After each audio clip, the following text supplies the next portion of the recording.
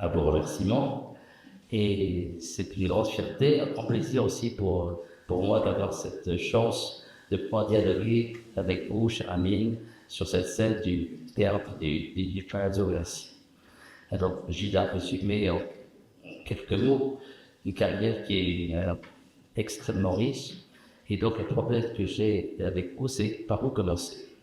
Et donc, j'ai dit peut-être, avant de parler du moment, finir avec le monde, de commencer par votre début, votre enfance, votre jeunesse, le Liban, l'Égypte aussi, que vous avez quitté, comme l'a rappelé Gilles, pour Paris en 1976, après l'éclatement de la guerre civile qui a martyrisé, on peut dire, votre pays.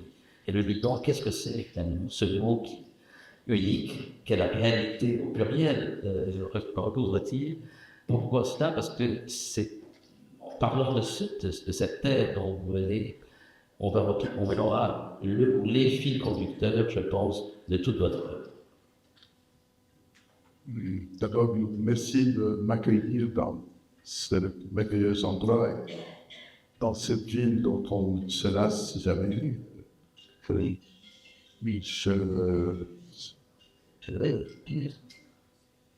c'est difficile de parler du Liban, vous avez dit, on ne sait pas plus commencer.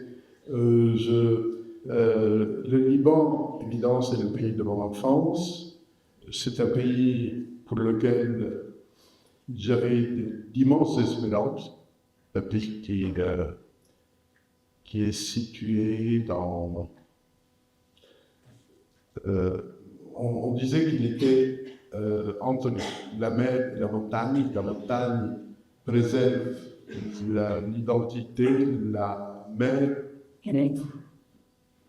la route vers le reste du monde.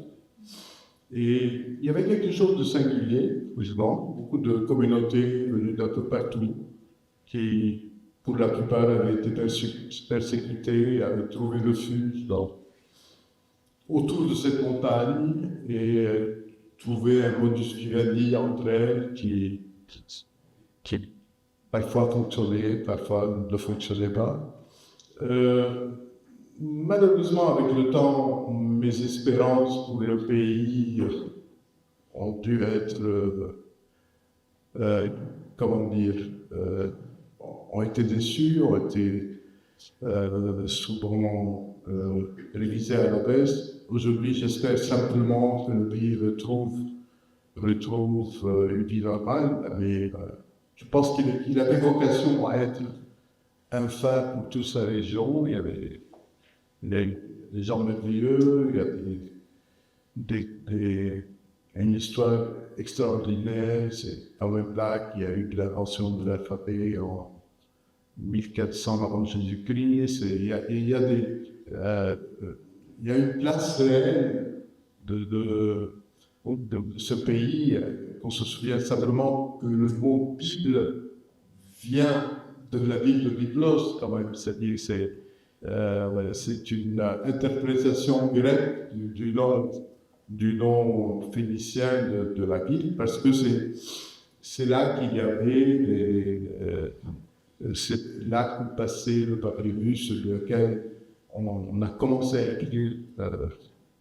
Donc il y a une histoire merveilleuse, et puis il y a une réalité tragique d'un pays qui a tenté une très belle expérience, et malheureusement, avec le recul, on se dit que cette expérience n'a pas réussi. Alors, on verra plus tard s'il y a des lueurs d'espoir qui peuvent se dessiner. Mais donc, vous arrivez en France, c'est parfaitement francophone depuis toujours, vous allez entreprendre une carrière littéraire qui est pour elle juste reconnaissance là où vous êtes. Et vous allez commencer, votre premier ouvrage publié, en tout cas, n'est pas un roman, c'est un essai. Il s'agit des croisades dues par les erreurs. Et là, déjà là, il y a aussi un noyau de tout ce qui va suivre dans votre œuvre, dans votre romanesque en particulier, c'est-à-dire cette conscience cette mise en lumière plutôt de la diversité des regards que les êtres humains peuvent porter sur les mêmes événements Donc, à la fois, ce qui les unit et ce qui les divise. Je pense que la première constatation qu'on fait quand on passe d'un univers à l'autre, et qu'on observe le monde, et qu'on écoute ce que les gens disent tout autour, la première observation, c'est que tous les événements de l'histoire sont vus différemment. C'est-à-dire, ce qui apparaît comme un événement positif pour les uns apparaît comme un événement négatif pour les autres. On ne verra jamais à Paris une station de métro qui s'appelle Waterloo. Et c'est vrai que entre les différents mondes, il y a une perception. Quelquefois, on en a conscience, et quelquefois, on n'en a pas conscience. Mais le plus souvent, chacun est dans sa vision des choses et prête très peu attention à la vision de l'autre. De plus en plus, les gens écoutent les émissions qui ont qui disent ce qu'ils ont envie d'entendre et n'écoutent pas les autres. Et donc, on est dans un monde où on ne veut pas tellement voir les choses de divers points de vue ou de l'essence du terme. Et mon premier livre, c'est justement essayer de voir un événement aussi fondateur dans la relation entre l'Orient et l'Occident que les croisades, voir cet événement d'une autre manière. Et c'est une attitude que j'ai constamment dans la vie. J'essaie toujours d'écouter ce que disent les uns et les autres, même ceux dont je ne partage pas l'opinion. Et ça remonte très loin. Mon père était journaliste, il dirigeait un journal. Il y avait une forme de courtoisie dans les journaux au Liban. On envoyait tous les journaux au directeur du journal.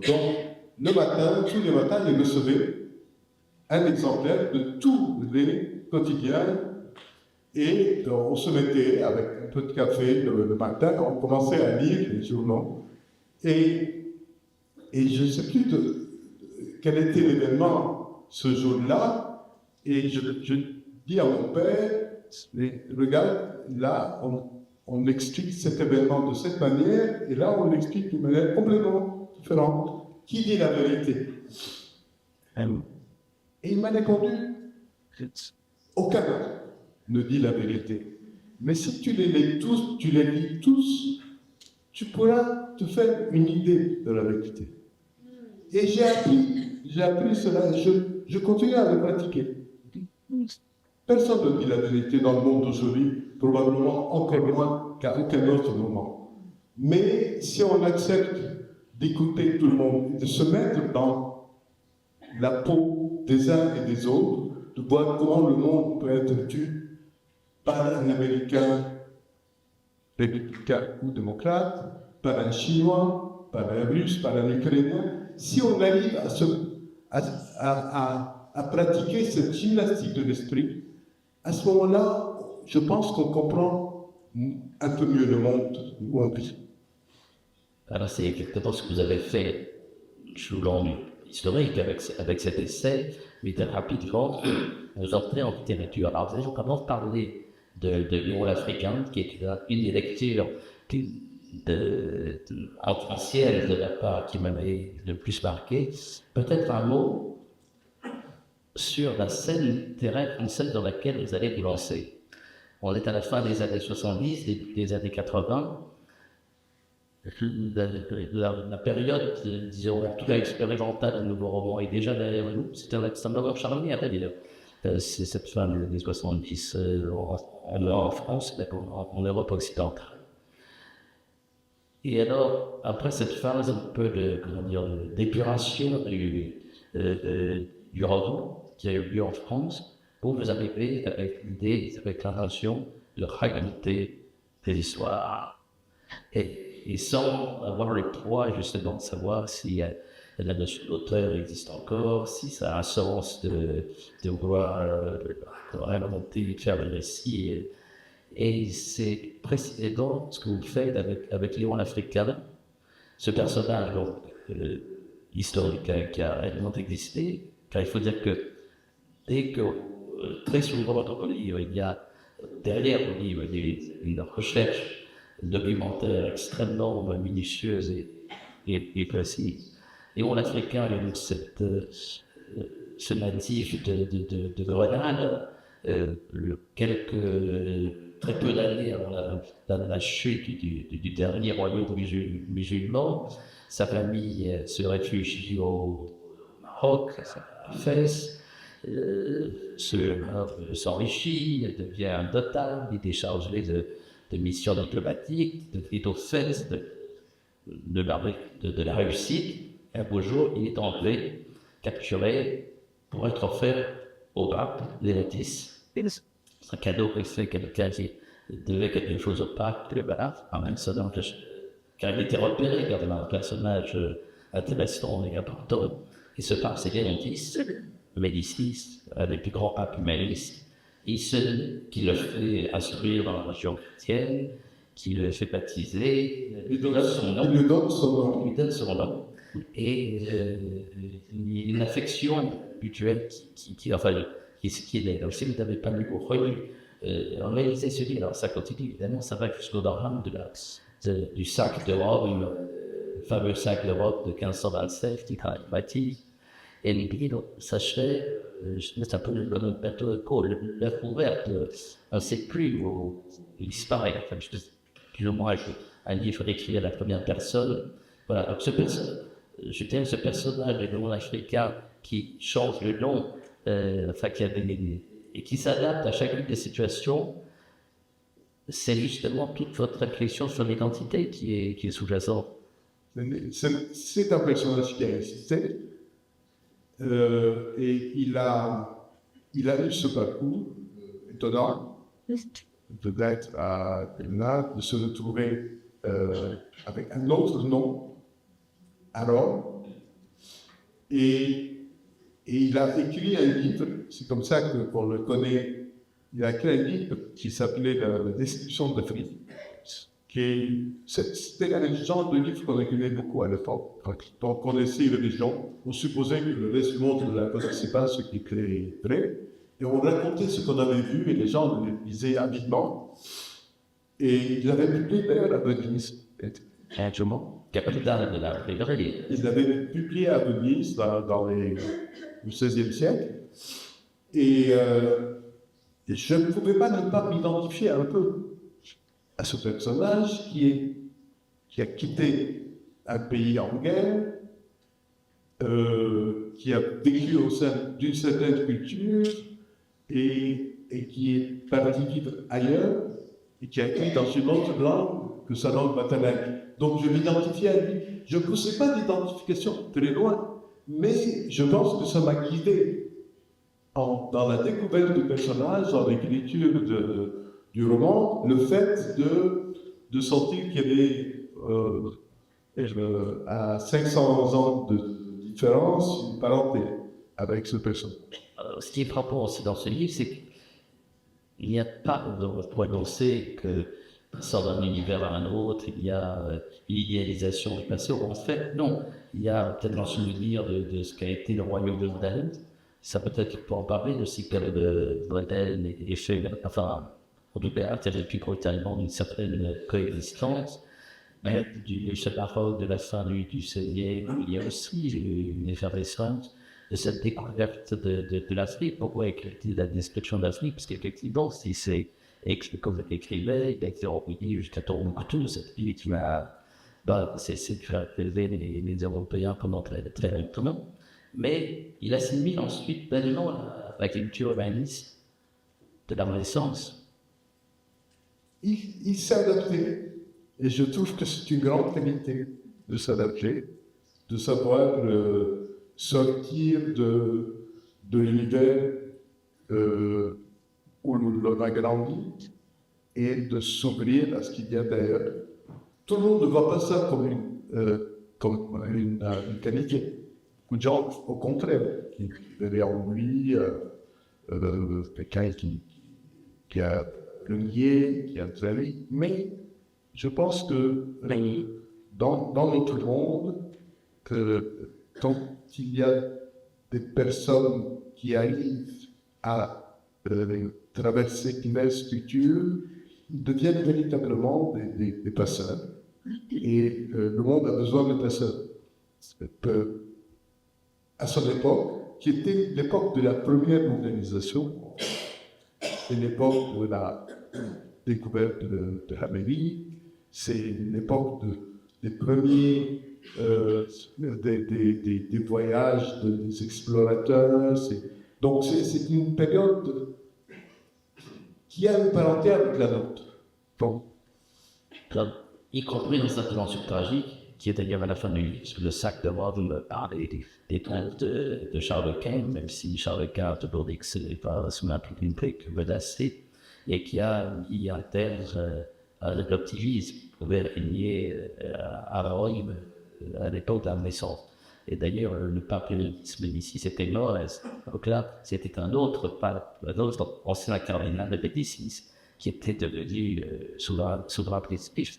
Alors la question qu'on peut se poser, c'est aussi le rapport à la croyance religieuse, puisqu'il naît notre héros dans notre personnage, dans la grenade musulmane, et à Rome, il est baptisé, il est parfaitement enseigné, les écritures, etc.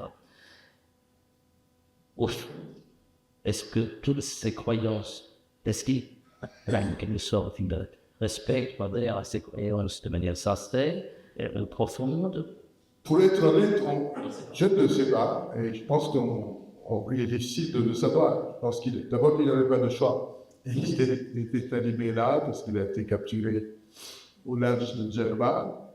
Il s'est retrouvé là. Il a essayé de survivre. Est-ce qu'il a simulé? Est-ce qu'il y avait... J'ai plutôt tendance à croire qu'il s'est dit il faut continuer à vivre. Ce qui est une grande qualité, à mon avis. Il faut continuer à vivre plutôt que de s'entêter en disant je veux revenir au monde d'avant, puisqu'il savait qu'il ne pouvait pas revenir.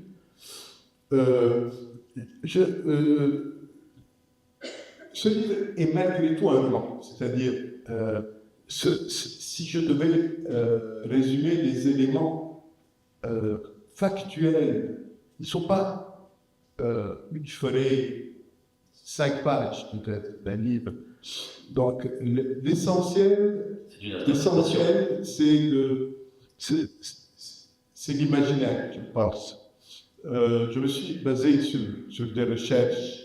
Il y avait une dame d'ailleurs qui avait passé sa vie à chercher, qui avait rassemblé beaucoup de documents, qui avait l'intention, elle s'appelait Angela Codazzi, qui avait l'intention d'écrire un livre, finalement, je suis venu faire des recherches, j'ai découvert qu'elle n'avait jamais eu l'occasion de terminer ce livre. C'est-à-dire, en parenthèse, le livre publié par Léon l'Africain, qui avait eu pas mal de succès à l'époque, il avait été traduit de l'italien en français à Lyon. Il avait été traduit en anglais par quelqu'un qui a une figure intéressante de l'édition anglaise qui s'appelait Hakluyt. Et pourquoi j'en parle? Parce que Hakluyt était très ami avec un certain Shakespeare. Et il a fait lire ce texte, et il y a une thèse qui a été faite par un spécialiste de Shakespeare disant que Othello était inspiré du livre de la description de l'Afrique de Léon l'Africain. Et il y a une sorte d'éléments, les noms qu'il utilise, etc. Donc c'est assez amusant, un parcours pareil, mais...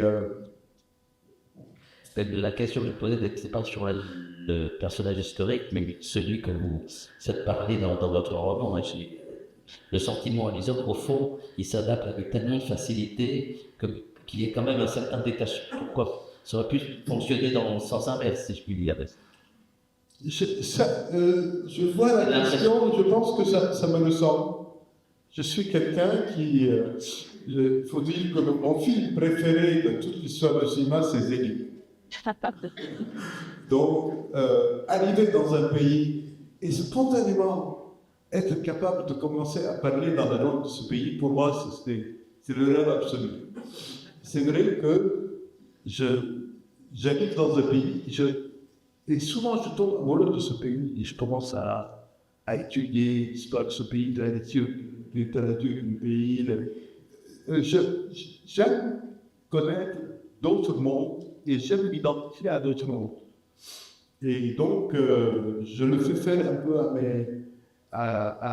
au personnage de mes romans parce que c'est plus compliqué de le faire dans la vie. C'est tendance. Il y a d'autres exemples, effectivement, dans votre œuvre. Il y en a un qui me touche, peut-être, qui pourrait toucher avec l'italien plus géant, peut-être que Vénitia, c'est le périple de Baldassare, qui est un personnage qui vit au Liban, avant ce qui est aujourd'hui le Liban, Chimay, qui est donc que les croisés ont donné à Tibloc, justement. C'est un roman qui est un peu inspiré de quelque chose que j'avais lu pendant que je travaillais sur les croisades. C'était donc 17 ans plus tôt. Quand les États construits par les croisés s'étaient effondrés dans tout l'Orient, ça c'est fin 13e siècle, début 14e siècle, il y a une principauté franque, comme on disait à l'époque, qui avait résisté. Et ça a été la principauté de Gibeon, à côté de la ville de Byblos, dont je parlais tout à l'heure, qui avait été une principauté génoise, où régnait une famille qui s'appelait les Embriaci. Et les Embriaci ont réussi à négocier avec les Mamelouks qui étaient en train de démolir tous les petits États croisés. Ils ont réussi à obtenir une prolongation.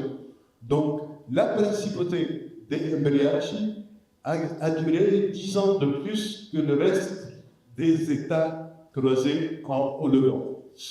Et j'ai imaginé qu'un descendant de cette famille était resté là, et puis qu'il avait eu envie, au XVIIe siècle, d'aller voir l'Italie, etc. Bon, je ne vais pas raconter l'histoire de ce roman, mais c'était un peu une suite un peu particulière du travail sur les croisades. Alors, là, c'est le mouvement inverse. C'est pas M. Dupont qui doit s'adapter à. C'est un descendant d'une famille japonaise qui va revenir au sa périple qui comporte de multiples péripéties. Il va, en tout cas, parmi les étapes de la parcours, il y a Gênes. Il est tout de suite accueilli comme un enfant du pays, en somme, alors que sa famille n'y a pas mis les pieds depuis des générations. Donc on retrouve toujours ce jeu sur les identités multiples et les embrassements. La sorte de racinement, qu'il y a des points de départ bien déterminés, et ensuite une sorte de normalisation. Alors là, avec ces deux livres dont on vient de parler, on est dans des personnages qui parcourent le monde, si je puis dire. Le roman de Toulouse, qui a eu une consécration la plus prestigieuse, qui est de peu postérieure et africaine, c'est le rocher de Tanimus.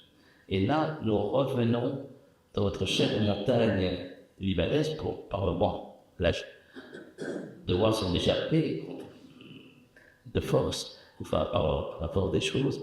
Quand nous avez-vous êtes-vous passé de là à l'autre? Quand je peux c'est vraiment une transposition romanesque qui incorpore beaucoup d'éléments de votre environnement, une communauté, une chose. En fait, c'était le premier livre où je parlais réellement de l'histoire du Liban. Et c'était pourtant mon sixième livre. Donc, dans les précédents, j'avais assez peu parlé avec une banque. Mais dans ce livre, je parlais de la montagne libanaise. Et je parlais d'une histoire qui s'était passée dans ma famille. Quelqu'un de ma famille, bon, ma famille, c'était une tribu vraiment très élargie. On portait le même nom, mais avoir juste un arrière en commun. Mais c'est quelqu'un quand même de ma famille, du village d'Aroté, qui était devenu célèbre parce qu'il avait tué le patriarche. Donc, c'est une bonne manière de devenir célèbre. Et c'était un crime célèbre de cette époque-là. Et mon père, un jour, m'avait raconté l'histoire de ce type, appelé Arapish. Et l'histoire m'avait fasciné. Et probablement, dès que j'ai commencé à avoir envie d'écrire, j'avais envie de raconter cette histoire. Et je l'ai fait à 40 ans, un peu plus. Et il se fait que ce livre est arrivé à un moment où j'avais envie réellement de me plonger complètement dans la fiction, avec un lien avec l'histoire, mais toujours un lien juste de quoi asseoir mon histoire sur l'histoire avec un grage. Et c'est vrai que c'est un livre qui a eu ce destin. Là, je me dis, ça fait 32 ans, comme demain, qu'il a eu le bon coup, que ça ne me gêne pas. C'est un livre qui est effectivement plein de rebondissements, mais qui fait comprendre ce qu'était, c'est ce qui s'est passé, donc il faut quand même faire projet de la tête quand même au 19e siècle. Cette réalité que vous avez décrite, des communautés qui sont qui vivent ensemble, qui sont très attentives à éviter des incidents qui pourraient dégénérer, ça enclenche un cycle de vengeance qui, bien sûr, n'a pas de fin. Et on comprend aussi, en lisant ce livre, même si c'est dans une exposition romanesque, le jeu aucun celui des puissances. Voilà, la Turquie, l'Empire ottoman d'un côté, l'Égypte qui veut s'étendre de l'autre, les Français contre les Anglais, utilisant éventuellement la religion ou la fragmentation religieuse pour avancer dans le jeu. Ça, c'est très présent dans ce livre. D'ailleurs, la première édition italienne de ce livre, qui s'appelle en français Le Rocher de Stadino, était complètement, le titre était complètement différent. C'était Confugire del Consulo d'Inghilterra. Parce que le meurtre avait été commis avec le fusil du consul d'Angleterre. Et donc, mon éditrice m'avait demandé à ce moment-là si je pensais que c'était une bonne idée de changer. Et je lui avais répondu, vous connaissez mieux notre public, donc le livre porte en italien ce titre. Et c'est vrai qu'il y avait à l'époque un conflit entre la France et l'Angleterre, et chacune de ces puissances avait ses protégés. Parce que comme le pays avait des communautés qui toutes cherchaient une protection, elles s'étaient partagées des puissances. Par exemple, à l'époque, les Maronites, qui étaient la plus grosse communauté chrétienne, étaient les protégés de la France depuis quelques siècles. Leurs adversaires principaux, qui étaient les Russes, s'étaient rapprochés de l'Angleterre pour des raisons évidentes. Les orthodoxes avaient choisi la Russie également pour des raisons évidentes. Les chiites avaient choisi la Perse pour des raisons évidentes. Les sunnites avaient choisi l'Empire ottoman. Et moi, j'appartiens à une minuscule communauté qui est la communauté grecque catholique qu'on appelle Belki. Et il restait plus beaucoup de pays libres. Et ma communauté a choisi l'Empire russo-iran. Et moi, j'ai grandi dans mon village sous une grande photo de François-Joseph.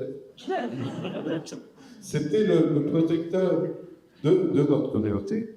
Et d'ailleurs, ça a laissé des traces dans l'histoire du Liban. Au moment de l'indépendance, en 1943, le drapeau du Liban, c'était le drapeau français avec un cèdre au milieu. Et évidemment, quand le pays a proclamé son indépendance, ils ont dit on ne peut pas garder ce drapeau, il faut changer de drapeau. Et il y avait dans ce groupe un monsieur, qui s'appelait Henri Pharaon, qui était grec catholique, et qui était un homme très cultivé, un grand collectionneur d'ailleurs. Et ils lui ont dit, bon Henri, tu vas aller nous dessiner un drapeau, parce qu'on a besoin vraiment de montrer autre chose que le drapeau tricolore. Et manquant totalement d'imagination, il a pris le drapeau autrichien et il a mis un cèdre au milieu. Donc le drapeau du Liban, jusqu'à présent, c'est le drapeau autrichien avec un cèdre.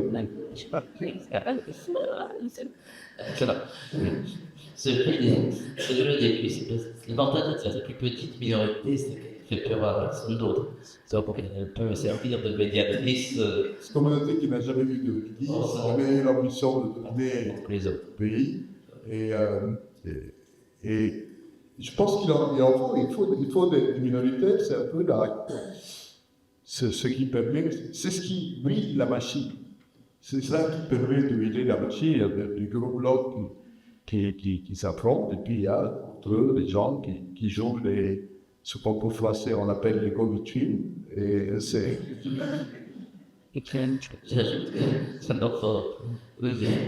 Les médiateurs, peut-être, messieurs Brozotis, ce livre peut conduire à un autre ouvrage qui est seul, à ma connaissance, qui soit pleinement impossible de faire, qui s'appelle Origine au pluriel, qui est un livre absolument magnifique, qui est, pour un certain moment de votre vie, on dit, alors que les clés ont passé, c'est pas après les autres. Ça commence d'ailleurs par une page très élémentaire sur vous avez annoncé à votre vous devez être auprès de votre grand-mère le jour où un de ses fils va lui annoncer la horde d'un autre chose de Célestin le grand-père.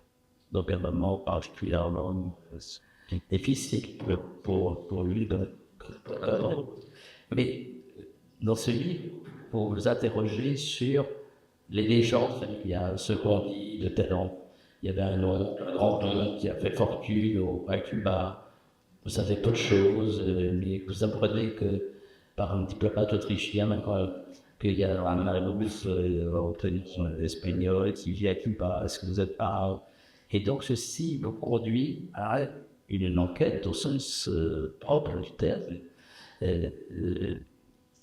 d'exploration des archives, des lettres de votre grand-père, qui est une personnalité dont il peut parler. Et vous allez même à Cuba pour repérer les lieux et reconstituer ainsi un pan très important de l'histoire de cette planète. Ce personnage, qui s'appelait Gabriel, a quitté la montagne à 15 ans. Comme on faisait à l'époque, ça c'est dans les années 1895, et il a pris un bateau et il est allé là où le bateau l'a mené, donc il est arrivé à New York. Et à New York, il a vécu dans une communauté de Cubains qui était là, et c'était à la veille de la première révolution cubaine de 1918, et il s'est complètement identifié à eux, c'est vraiment zéli. Il se considérait complètement cubain. Et quand ils sont rentrés à Cuba en 1998, il est rentré avec eux, et il a commencé à écrire, y compris à mon grand-père, en disant voilà, nous avons un pays maintenant. Il faut venir ici. Et on parlait beaucoup de lui, mais avec toutes sortes de récits un peu légendaires.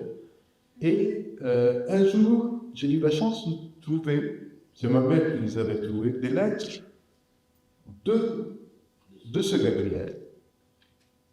Et je me suis dit quand même, ça vaudrait la peine d'aller voir ce qu'il y a eu réellement.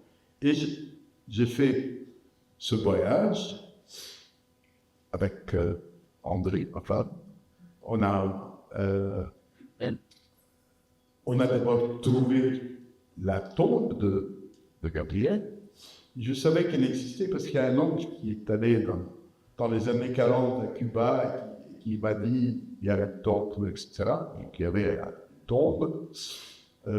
Et à partir de la tombe, on avait la date de sa mort et on a pu remonter à partir de là aux journaux qui parlaient de sa mort. Il est mort. Ça devait être très rare à l'époque. Il est mort dans un accident de voiture en 1918. N'est-ce pas qu'il y avait beaucoup de gens qui mouraient comme ça.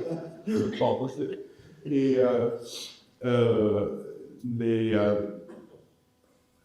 il avait fait fortune à Cuba. Et c'était vraiment devenu un grand personnage. Bon, la famille disait beaucoup de choses à ce propos. Il disait qu'il a failli devenir le président de Cuba et on l'a tué parce que, bon, toutes les choses qu'on peut raconter dans les cabarets. Mais c'est vrai que c'était quelqu'un qui avait fait fortune, qui avait beaucoup de relations. Par exemple, le héros national à Cuba à l'époque, c'était José Martí. Et lui, le parrain de ses enfants était le bras droit de José Martí. Donc il était dans ce cercle-là. Et j'essaie de reconstituer l'histoire de ce cercle. Ce serait très long à dire, mais c'était passionnant. C'était passionnant. C'est effectivement un des éléments majeurs de ce livre, mais qui couvre, je veux dire, vous avez parlé de tribus tout à l'heure, vous avez parlé de tribus au parallèle. Il y a des mariages croisés, il y a des antipathies, il y a des conflits, il y a des brouilles. C'est assez extraordinaire comme panorama. Il y a en particulier, alors si on parle de du frère de ce Gabriel, votre grand-père, votre os, c'est-à-dire lui aussi, c'est un personnage de tolérance qui est préfiguré d'ailleurs dans le Rocher de Tanios, comme enseignant en maçon. Mon grand-père a fondé au village une école qu'il a appelée l'école universelle. Alors c'est quand même un village de 30 maisons. Et il est allé visiter toutes les maisons du village pour convaincre les parents d'envoyer les filles, pas seulement les garçons. Et il tenait à ce qu'à l'école, il y ait dans chaque classe des filles et des garçons. Et il disait aux enseignants qu'il faut toujours que parmi les premiers, il y ait des filles et des garçons pour que personne ne soit découragé. Et on parle de 1912 dans un village oriental, alors que dans la plupart des pays du monde, il n'y avait pas d'école mixte. Il est très proche des missionnaires presbytériens, c'est sa femme qui était la fille d'un pasteur protestant. En fait, c'est une histoire un peu alambiquée. Il y a eu des missionnaires presbytériens au Liban qui ont converti un certain nombre de personnes. Et dans ma famille, il y a une branche presbytérienne. Et d'ailleurs, ça a causé des conflits. Ça, je l'ai connu moi-même dans mon enfance. La famille de mon père était plutôt protestante et anglophone. La famille de ma mère, catholique francophone. Et je suppose qu'avant ma naissance, il y a eu un débat pour savoir si on m'enverrait à l'école française ou à l'école américaine. Alors, dans un évidemment, parce qu'il y a deux écoles. Donc là, oui. qui essaie de curer ce village qui évidemment voit le diable dans celle de votre grand-père. Ce qui complique encore plus les choses, c'est qu'il y a encore un autre frère qui est un important religieux et qui est... Et alors que votre grand-père refuse de faire baptiser ses enfants de naissance, donc essaye de les baptiser dans l'académie. Oui, mon grand-père, c'est vrai. Je ne l'ai pas connu puisqu'il est mort en 1924. Il disait, je ne baptise pas les enfants. Quand ils seront majeurs, ils étudieront les différentes doctrines et ils choisiront eux-mêmes. Ce qui était évidemment impensable à l'époque. Et quand il est mort, en 24, son frère, qui lui était religieux, est arrivé tout de suite, il l'a baptisé tous les enfants. Et un des enfants, l'aîné, a refusé d'être baptisé. Lui, il avait 12 ans, 11 ans, mais il n'a pas baptisé. Et après, il a évolué d'une drôle de manière. Dans sa vision du monde, cette question a été déterminante. Il a rompu avec sa famille. Il est allé aux États-Unis. Et ce serait trop long à expliquer. Je ne l'ai plus vu, enfin, je ne l'avais pas vu avant 1978. Mais il a quitté le pays en 1939. Donc, il y avait toujours cet oncle d'Amérique qui a rompu avec la famille, qui refusait de parler avec sa mère, et à cause de ce conflit entre les protestants et les catholiques de la famille. Donc, ce n'était pas toujours très pacifique dans la famille. Oui, mais il n'y a pas que le petit village dans celui d'origine. C'est planétaire, évidemment. Il y a aussi une lutte d'influence des puissances. Et votre grand-père, qui a cette école progressiste, si je vais dire, est très déçu quand arrive le mandat français, parce que les Français, évidemment, veulent s'appuyer sur l'église maronite et prennent le parti de l'église du curé, évidemment, du village, contre l'école universelle. Pour lui, c'est les idéaux de la révolution, des Lumières, etc. Absolument. Dans toute votre romanesque, il y a ce croisement entre les histoires individuelles et la grande histoire. Et donc, c'est ce qui m'amène peut-être à vous demander peut-être de parler de cet autre aspect très important de votre œuvre, qui est votre réflexion sur le monde, les régionaux politiques, toujours avec ce regard un peu décentré qui est le vôtre, qui permet d'embrasser, si je puis dire, ces grandes évolutions, mais avec un regard original. Et c'est le cas en particulier de l'Iran, des égarés, ou d'enfants de modernité, des plus récents, où dans l'un d'entre eux, notamment, vous étudiez le cas de ces puissances, de ces pays qui ont voulu affronter l'Occident au moment où celui-ci semblait au fait. Le Japon, d'ailleurs, la Russie soviétique, la Paris, peut-être on relance la Chine dans le cas de l'actualité. Donc, par exemple, dans le cas du Japon, ça c'est à la fin des produits, mais vous citez cet épisode qui est tout à fait frappant. En 1905, on sait que la Russie essaie de bondir un peu des vérités ou des ambitions du Japon, la Chine en particulier, et on voit sa plus belle flotte en Extrême-Orient. Et cette fameuse bataille de Tsushima, la flotte russe est anéantie par les Japonais. Et pour tout le monde occidental, c'est une joie extraordinaire que, voilà, pour le monde occidental, que les Blancs étaient défaits par des... En fait, on n'imagine pas aujourd'hui ce que cet événement, la victoire du Japon sur la Russie en 1905. La BBC a commencé son bulletin d'information en disant que la première fois un pays non blanc remporte une victoire sur une puissance, etc. Dans les pays d'Orient, il y avait une succession de révolutions en Perse, dans l'Empire ottoman, en Chine, un peu partout. Tout ça est oublié parce que tout ça a été balayé par la Première Guerre mondiale. Mais les 10 ans qui ont précédé la Première Guerre mondiale ont été dominés par tous ces bouleversements qui se passaient un peu partout dans le monde.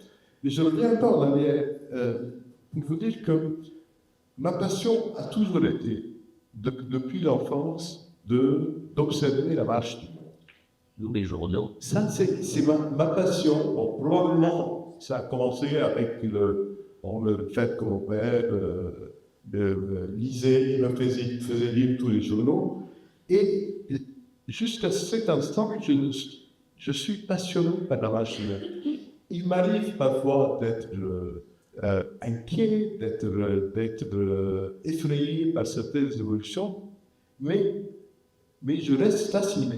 Et je trouve que le monde est fascinant à observer. Et en particulier notre époque. En particulier, je pense que on n'a pas toujours ce sentiment, mais je suis persuadé, pour ma part, que nous sommes des privilégiés. Aucune génération avant la nôtre n'a eu la chance de vivre ce que nous vivons, d'avoir tout le savoir de l'univers au bout des doigts à chaque instant, des choses extraordinaires dans tous les domaines, dans la médecine. Nous vivons un miracle. Il y a deux phases, il y a des choses qui nous inquiètent, qui nous effraient, il y a des dangers réels. Vous avez envie en parler plus tard, il y a des dangers réels liés aux technologies nouvelles, etc. Mais la première chose, à mon avis, la plus importante, c'est que nous vivons une époque passionnante. Passionnante, et moi je ne me lasse pas d'observer cette époque.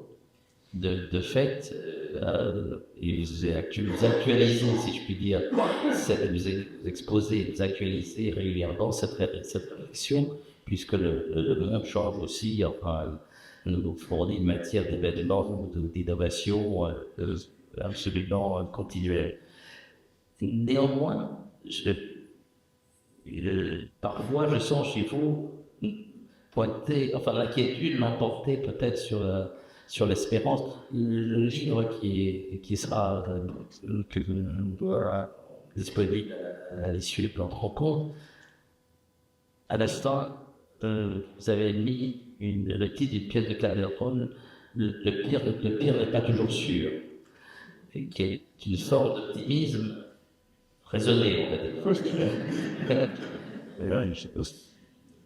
Et vous connaissez la différence entre optimiste et pessimiste. Et puis, il y a ça. Le pessimiste pense que les choses ne peuvent pas être. L'optimiste pense que si. Non,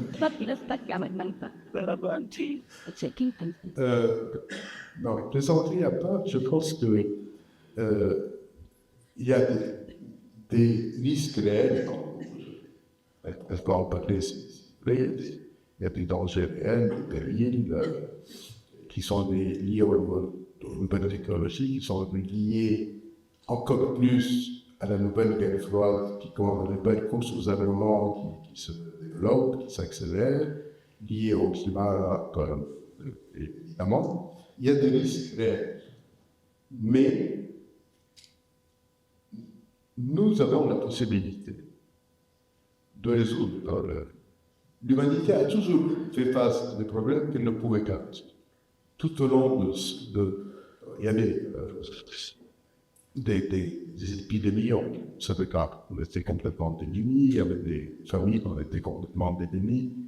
Aujourd'hui, nous avons la possibilité de résoudre tous les problèmes qui peuvent se poser à l'humanité. Donc,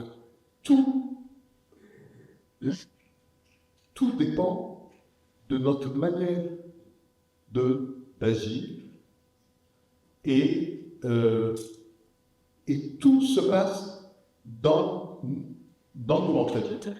Si nous arrivons à comprendre comment utiliser les nouvelles technologies, nous pouvons, encore une fois, résoudre tous les problèmes, y compris les problèmes liés au réchauffement.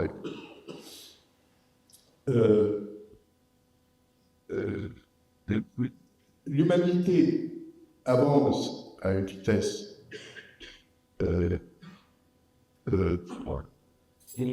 qui s'accélère dans les domaines des sciences techniques et les mentalités ne suivent pas. Et pour moi, la première conclusion que j'en tire, c'est que le vrai combat se passe au niveau des idées. Et au niveau de la culture, au niveau de la littérature, c'est là que les problèmes se posent, parce que nous pourrions aller dans toutes les directions, mais nous ne savons pas dans quelle direction aller. C'est pour ça qu'il ne faut pas mettre des raisons particuliers. Mais je voulais justement, dans ce que vous venez de dire, il y a quelque chose qui m'a fait penser à ce que je lis aussi dans ces livres. Il y a une attention, une tendresse aussi particulière pour, disons, pas le monde arabe, simplement le monde musulman, qui a connu, au cours des dernières années, des épisodes extrêmement tragiques dont les conséquences se sont fait sentir ici en Europe. Moi, je vous ai entendu un jour parler d'une vidéo que du coup je suis allé voir sur YouTube, dans laquelle on voit le président Nasser, comme il nous sort, s'adressant à une assemblée, expliquant à la dite assemblée qu'il venait de rencontrer le chef des frères musulmans. Il explique voilà ce qu'il m'a demandé. Il exige que toutes les Égyptiennes portent le voile. Éclat de rire général dans la salle, le raïs lui-même se tord de rire. Et donc, vous parlez à peu près de l'époque, il y a un coup d'État qui s'est responsable en Iran. Coup d'État fomenté par les Américains et les Britanniques. Donc, vous évoquez avec une certaine nostalgie, justement, ce moment où les choses auraient pu prendre une direction différente, heureuse pour les peuples, comme le revient. Oui, je dirais un peu ce que j'ai dit à propos du temps, je le dirais à propos de l'ensemble du monde arabe, du monde musulman. Je pense qu'il y avait des possibilités là, et continue à avoir des possibilités là, sauf que l'évolution des dernières décennies a été extrêmement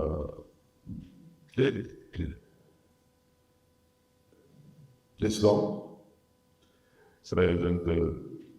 On a une grande civilisation qui pourrait donner plus et qui ne donne pas ce qu'elle pourrait donner à l'humanité aujourd'hui. On a des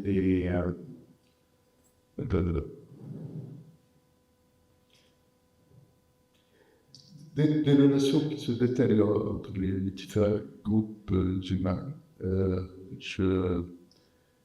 Moi, j'ai grandi dans un milieu où on chérissait les contacts entre diverses communautés, on se vantait d'avoir des amis de toutes les communautés. Et c'est vrai que le monde d'aujourd'hui est un monde où on ne parle pas à quelqu'un qui n'a pas les mêmes opinions. De ce point de vue-là, aussi pourrait être un modèle de civilité dans notre livre d'origine. On voit comment les personnes dans le Rocher Tatios, comment ça, les gens qui sont prêts peut-être, qui peuvent s'entretuer quelques jours plus tard, se parlent entre elles de manière extrêmement fleurie et civilisée. Et moi, je retiens surtout le pire n'est pas toujours sûr, et ça dépend en partie de nous. Je pense qu'on pourrait parler très très très longtemps. Je crois que vous avez accepté peut-être de répondre à quelques questions de public. Et avant cela, j'ai choisi quelques lignes de vous. Je vais lire. C'est vrai. C'est un extrait du prologue d'origine précisé dans un prologue pour vous avez écrit après avoir achevé le livre. Vous allez comprendre pourquoi. D'autres que moi auraient parlé de racine. Ce n'est pas mon vocabulaire. Je n'aime pas le mot racine, et l'image encore moins. Les racines s'enfouissent dans le sol, se contorsionnent dans la boue, s'épanouissent dans les ténèbres. Elles retiennent l'arbre captif dès la naissance. Les arbres doivent se résigner. Ils ont besoin de la racine. Les hommes pas. Nous respirons la lumière, nous convoitons le ciel, et quand nous nous enfonçons dans la terre, c'est pour pourrir. Pour nous, seules importent les routes. Ce sont elles qui nous convoient, de la pauvreté à la richesse ou à une autre pauvreté, de la servitude à la liberté ou à la mort violente. Elles nous promettent, elles nous portent, elles nous poussent, puis nous abandonnent. À l'opposé des arbres, les routes n'émergent pas du sol au hasard des semences. Comme nous, elles ont une origine. Origine illusoire, une route n'a jamais de véritable commencement. Avant le premier tournant, là derrière, il y avait déjà un tournant, et encore un autre. Origine insaisissable, puisqu'à chaque croisement se sont rejoints d'autres routes qui venaient d'autres origines. S'il fallait prendre en compte tous ces confluents, on embrasserait 100 fois la terre.